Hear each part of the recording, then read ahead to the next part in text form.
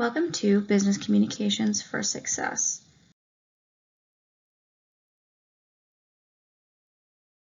So today we're going to be covering Chapter 3, Understanding Your Audience. As you can see, there are 5 components to this chapter. So 3.1, Self-Understanding, is fundamental to communication. 3.2, Perception. 3.3, Differences in Perception. 3.4, Getting to know your audience. And 3.5, Listening and Reading for Understanding. Our learning objectives for this session. So at the end, you should be able to describe the factors that contribute to self-concept, describe how the self-fulfilling prophecy works, describe the concept of perception, describe the process of selection and the factors that influence it, and describe several principles of organization, and explain how interpretation influences our perceptions, determine how perception differs between people, describe 3 ways to better understand and reach your audience, and explain the importance of becoming an active listener and reader. So we'll start with a quote. So here it says, "You will either step forward into growth or you will step back into safety." In order to grow and further develop our skills, we need to step out of our comfort zone and try new things. Trying new things can be scary, and we may want to quit and step back into our safe zone. Being uncomfortable when learning a new skill is a sign that you are growing and gaining new skills. So let's actually start with an activity. So think amongst yourself, and in order to communicate with others, you need to know yourself. Please complete a personal inventory, so a simple list of what comes to mind in these 5 areas. So your knowledge, what is your favorite subject, your skills, what can you do, your experience, what has been your experience writing to date, your interests, what do you enjoy, your relationships, who is important to you. So take a couple moments, pause the video, and write down what comes to mind in each of these 5 areas. So understanding your perspective can lend insight to your awareness, the ability to be conscious of events and stimuli. Awareness determines what you pay attention to, how you carry out your intentions, and what you remember of your activities and experiences each day. Awareness is a complicated and fascinating area of study. The way we take in information, give it order, and assign it meaning has long interested researchers from disciplines including sociology, anthropology, and psychology. Learning to organize your perspective influences your thoughts is a key concept in understanding yourself and preparing to communicate with others. When we communicate, we are full of expectations, doubts, fears, and hopes. Where we place emphasis, what we focus on, and how we view our potential has a direct impact on our communication interactions. So you gather a sense of self as you grow, age, and experience others and the world. At various times in your life, you probably will have been praised for some of your abilities and talents and criticized for doing some things poorly. These compliments and criticisms probably had a deep impact on you. Much of what we know about ourselves, we've learned through interaction with others. Not everyone has had positive influences in their lives, and not every critic knows what they are talking about, but criticism and praise still influence how and what we expect from ourselves. So an attitude is your immediate disposition towards a concept or an object. Attitudes can change easily and frequently. You may prefer vanilla while someone else prefers peppermint, but if someone tries to persuade you of how delicious peppermint is, you may be willing to try it and find out that you like it better than vanilla. Beliefs are ideas based on our previous experiences and convictions and may not necessarily be based on logic or fact. You no doubt have beliefs on political, economic, and religious issues. These beliefs may not have been formed through rigorous study, but you nevertheless hold them as important aspects of self.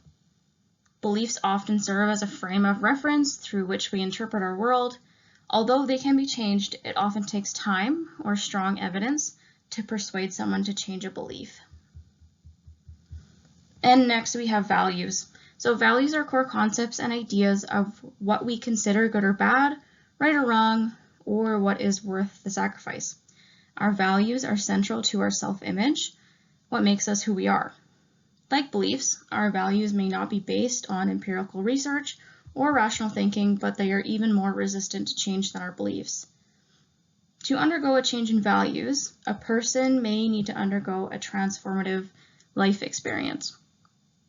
So to further reinforce that, if you look at the table at the bottom of the slide, so you see attitude, the definition is a learned predisposition to a concept or object. It can change, and an example of that is I enjoyed the writing exercise in class today. Next we have beliefs. So beliefs are convictions or expressions of confidence. They can change over time. And an example of a belief is this course is important because I may use the communication skills I am learning in my career. And lastly, values. So those are the ideals that guide our behavior. Generally, they are long-lasting and harder to change, as mentioned, and an example of that is effective communication is important. So further to that, let's talk about self-concept. So self-concept is composed of two main elements, so that's self-image and self-esteem. Your self-image is how you see yourself, how you would describe yourself to others. It includes your physical characteristics, so it could be your eye color, hair color, height, and so forth. It also includes your knowledge, your experience, interests, and relationships. Your self-esteem is how you feel about yourself, so your feelings of self-worth, self-acceptance, and self-respect. Healthy self-esteem can be particularly important when you experience a setback or a failure. Instead of blaming yourself or thinking, I'm just no good, high self-esteem will enable you to persevere and give yourself positive messages like, if I prepare well and try harder, I will do better next time. In addition to how we view ourselves and feel about ourselves, of course, we often take into consideration the opinions and behaviors of others. So looking glass self reinforces how we look to others and how they view us, treat us, and interact with us to gain insight into our identity. So we place an extra emphasis on parents, supervisors, and those who have some degree of control over us when we look to others. Developing a sense of self as a communicator involves balance between constructive feedback from others and constructive self-affirmation. You judge yourself, as do others, and both views count. The concept of a self-fulfilling prophecy is when someone's behavior comes to match and mirror others' expectations. So for example, say your teacher gives you a lot of praise and positive reinforcement, you are more likely to demonstrate the desired behavior of the teacher and live up to their expectations. So let's talk about perception and awareness. So perception plays a key role in communication and will always be present among your audience.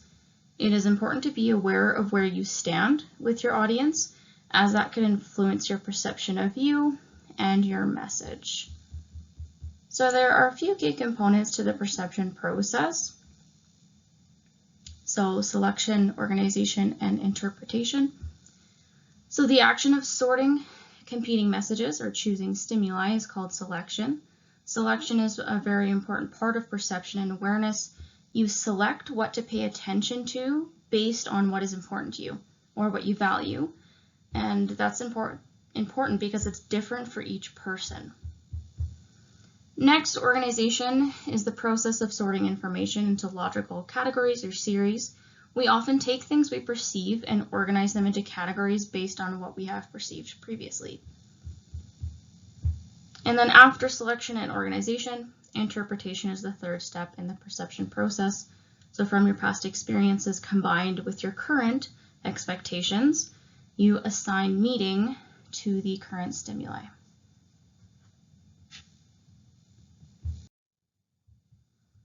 So differences in perception. People perceive things differently. We choose to select different aspects of a message to focus our attention on based on what interests us. what's familiar to us, or what we consider important. Often our listening skills could use improvement. Listening and thinking are directly related, and when you are reading, what do you hear? When you are talking with someone, what do you hear? If the sound of your thoughts or your voice is at least one of those answers, then communication in that scenario is not occurring.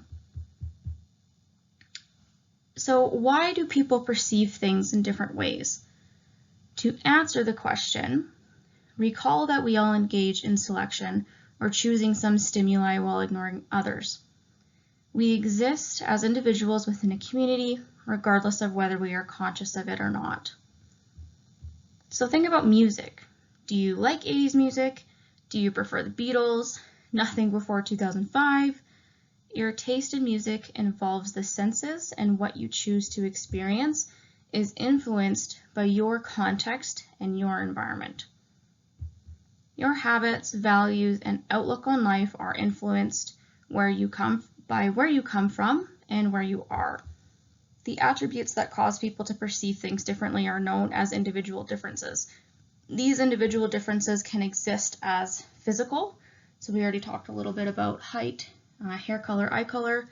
They can also be psychological, so what state you're in, are you calm, are you anxious? Or they can also exist as cultural differences. So these could be your attitudes, beliefs, and values of your cultural background.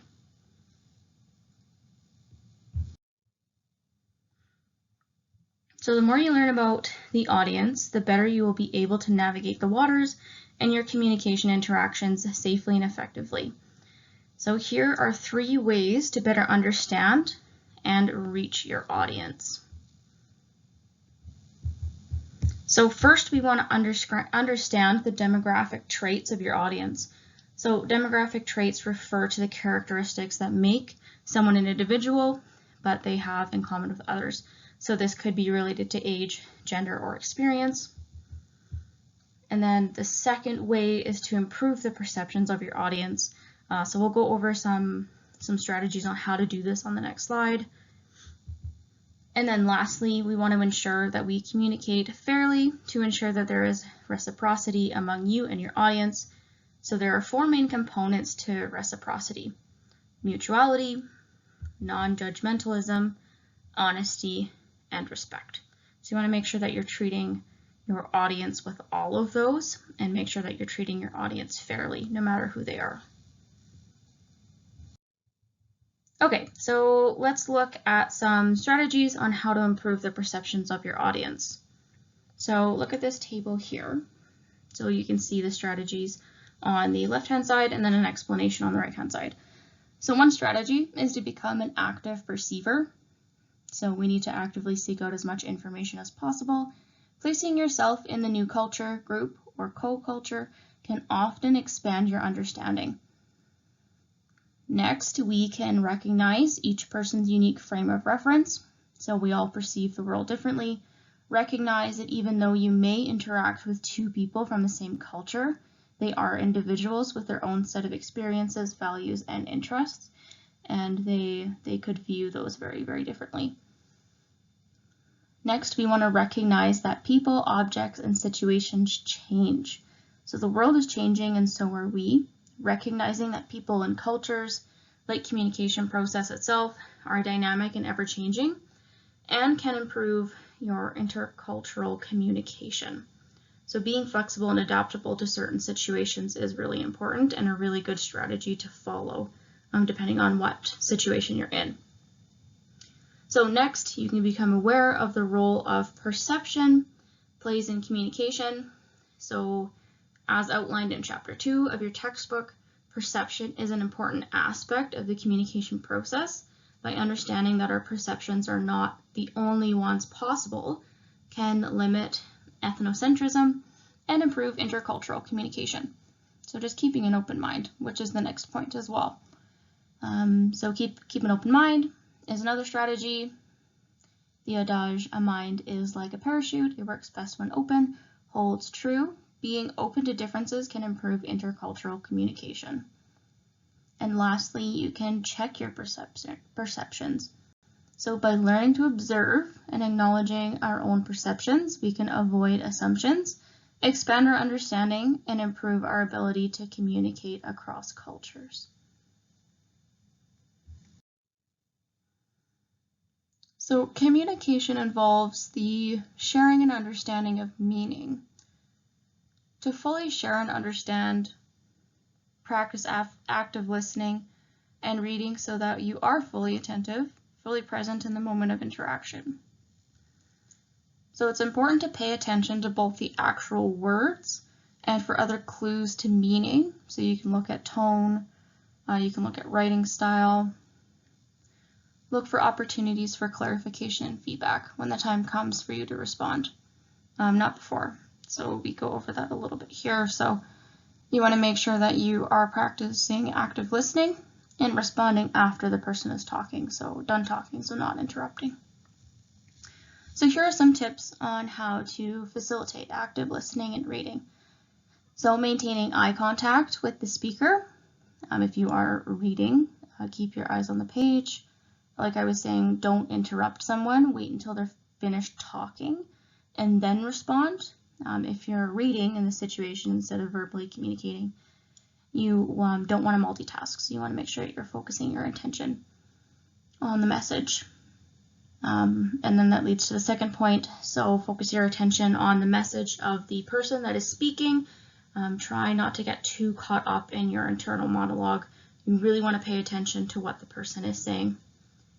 And then next, restate the message in your own words and ask if you understood correctly. So this is a really, really good technique. It's called paraphrasing or summarizing. So if someone delivers an important message to you and you want to make sure that you got it right, paraphrasing or summarizing their message back to them in your own words and then asking them if you understood correctly, if you're missing anything, will help you remember what they're saying. And lastly, ask clarifying questions to communicate interest and gain insight. So if you're not sure of what the other person is saying, asking those clarifying questions or even just communicating that interest to them in the conversation. And then lastly, so the tips on the previous slide that I just shared with you will serve you well in daily interactions, but maybe not always. So suppose you have an especially difficult subject to discuss, or you receive a written document delivering bad news.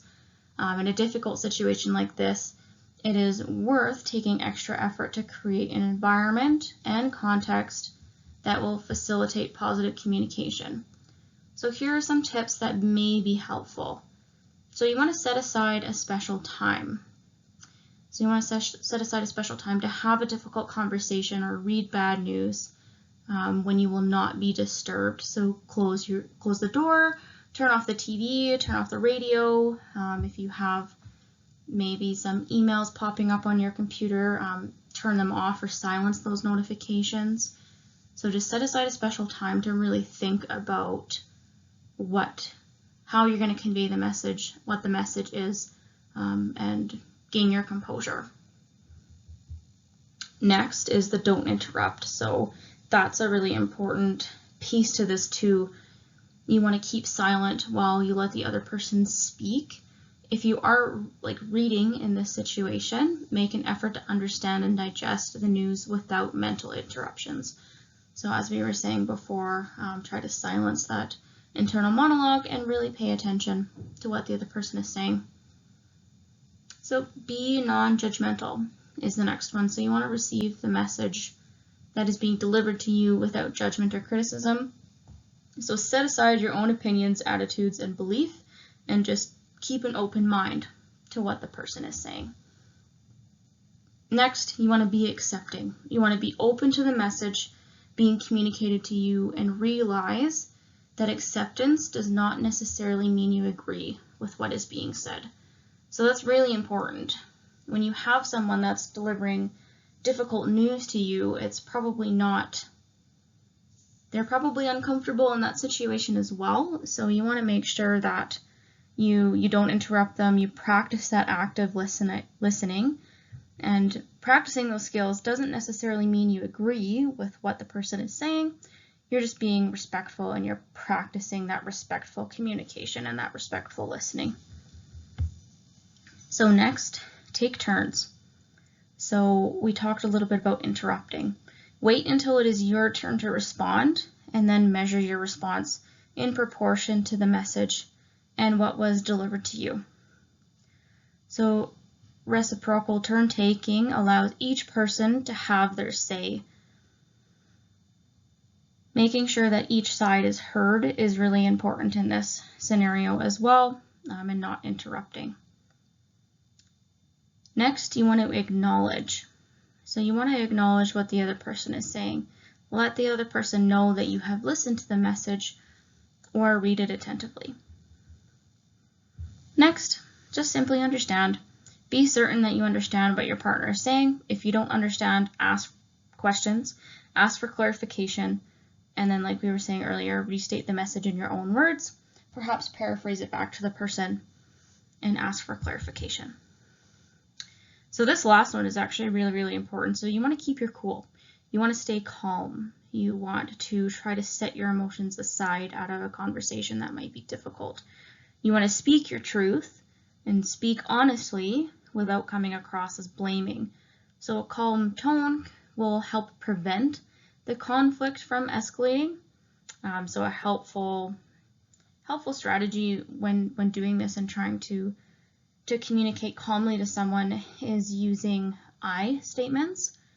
So I felt concerned when I learned that my department is going to have a layoff, rather than you statements. So you want to get rid of some of our best people. When you say you in that scenario, it comes across as very blaming, whereas if you come at it from your view, they can't necessarily argue with your feelings. So I felt concerned in that scenario, and they wouldn't be able to say, well, no, you didn't feel concerned. They can't argue with my feelings. I felt concerned when I learned that my department is going to have a layoff. So finally, recognizing that mutual respect and understanding are built one conversation at a time. So in a business sense and in a personal sense too, trust is difficult to gain, but is very easy to lose. So you want to be patient and keep the channels of communication open, as a solution may develop slowly over the course of many small interactions. So recognize that it is more valuable to maintain the relationship over the long term than to win in an individual transaction. So that concludes our content for Chapter 3 today.